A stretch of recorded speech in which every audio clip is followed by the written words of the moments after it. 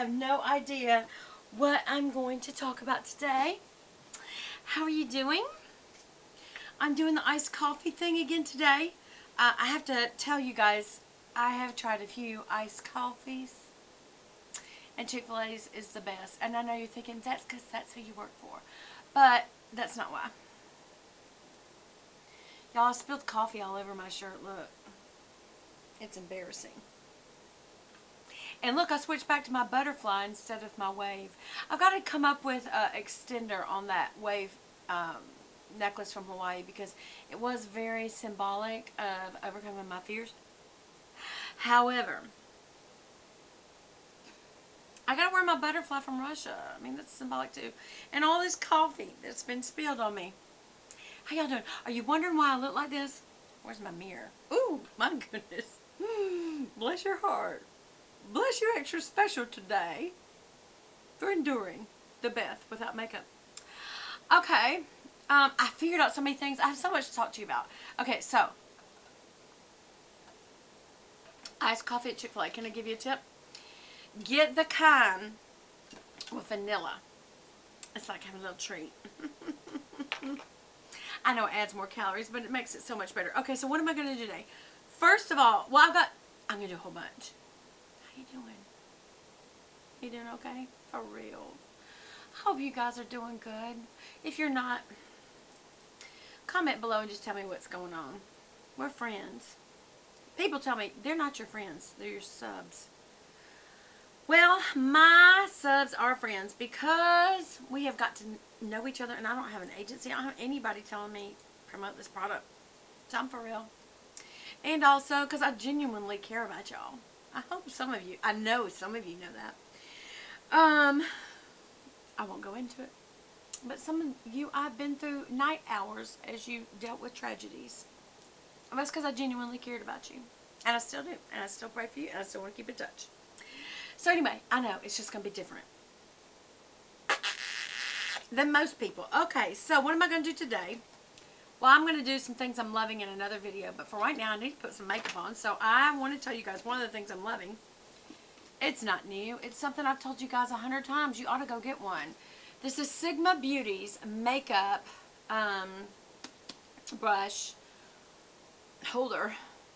I don't know if it's real leather or not, but it looks like it. And that's not even the point. What's so great about it is, you hear them in there? You can throw this in a suitcase. You can throw it up in the air. You can play basketball. And nothing's hurting your brushes in there. Why? Because they're not in a roll. And the rolls kind of mush them, but this doesn't. Look, when I take this off, which side? Oopsie, I got it upside down. There. Look, when it's upside, when it's right side up, that's sad. There's dog hair. I know. It's my life, though, and I love them very much. I don't mind it. So when you take the lid off, two things happen when you're traveling and when you're at home. Now you have your container full of your brushes, but you also have this other container. So when you're traveling, you can put, what I usually do is put my little toothpaste here and a toothbrush there. And I set these two things on my little counter in the hotel, and it makes it easy. At home, I can put a lot of other things in here, but I typically don't, just so you know, for real. Okay, so I leave this out because, as you guys know, I've got so many decorative brushes that are so pretty. And these started out being the decorative brushes. You do realize who these are. These are my extravaganzas. This is Sigma Beauty extravaganzas, you guys. This is 18 karat gold ferrules. Aw, I think that's pretty. And also I got my Chanel. I am collecting Chanel brushes because only is the ones I like. This is the number 4 blush brush by Chanel. And I really like it because it's just, I don't know. There's probably others just like it, but I don't know. Maybe it's because it's Chanel. It makes me feel better. I don't know.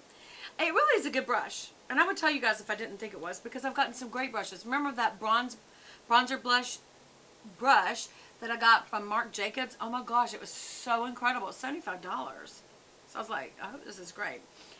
But it's just too big. Maybe I don't know how to put bronzer on right.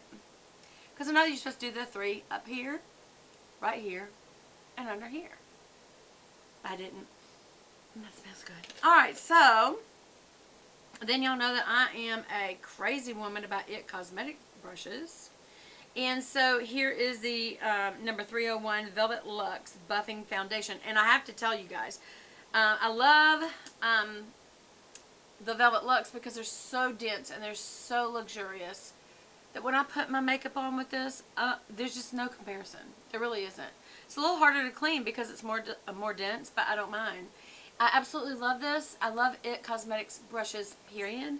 Almost more than my Sigmas, to be honest. I like my Sigma brushes as a set. But I'm really, I have to say, I really am leaning towards the IT Cosmetics brushes, and in particular the Velvet Luxe line. And this is the buffing foundation brush. So what I like about this, I don't know if you guys remember, I had an angled one, and I'm not sure why I got tired of that angle, because angling is actually good, probably for other things than your foundation. Can I talk? Foundation. But I love that this is a flat kind of kabuki style, and I do like the flat better. I thought I liked the angle better because, you know, you go down at an angle, but I feel like I like this better. But anyway, I've got both of them, and I love them. And I've got all kinds. This is one of the Real Techniques brushes, and I love it. I usually use this for, you know, putting on a little bit of highlights. And then but the ones that I use the most, no kidding, is the Sigma Beauty. And you don't have to get it in the extravaganza line. The extravaganza line just means that this ferrule right here is an 18 karat gold plate. And it does make it fancy, and because black and gold and crystal was the style in my bathroom, I really wanted it to be, you know, usable and all of that. But even more important, I came into the knowledge of this brush, which I'd never even seen before, and this is the Large Fluff E50, and this has become one of my favorites for a transition color. And really, I could get another one of these and use it for highlight. I mean, there's so many things. I absolutely love this brush. It's a little fatter and a little... It just handles more at a time. And then I also have this NARS number 3. NARS number 3. And this has been really great for putting on transition colors, and also for, what am I trying to say here? Like bright colors. And then also for bright colors, especially like heavy colors, I use the E60 Large Shader. And remember, it's flat, so you can see how it's kind of skinny on that side and wide on that side. And so it's really good for patting on a bright color. So anyway, I'm not going to do a brush review, even though I kind of just did. I'm just going to put my makeup on. And I have no idea the minutes because my glasses aren't on. Maybe I should look. No, I'm just kidding. Okay, so what is the palette that I'm going to use today? The palette that I'm going to use today is the Tarte, what's the name of it? Double Duty Beauty in Classic Courage. And I really do like palettes that include not only the eyeshadow but also the blush. And this is, it says, she dreamed, she believed, she succeeded on the front of it. I don't know if you guys can see that because of the lighting. I hope so. I try to wait a little bit. So, and then the colors in here are fabulous. Let me put it up close and see if it will focus.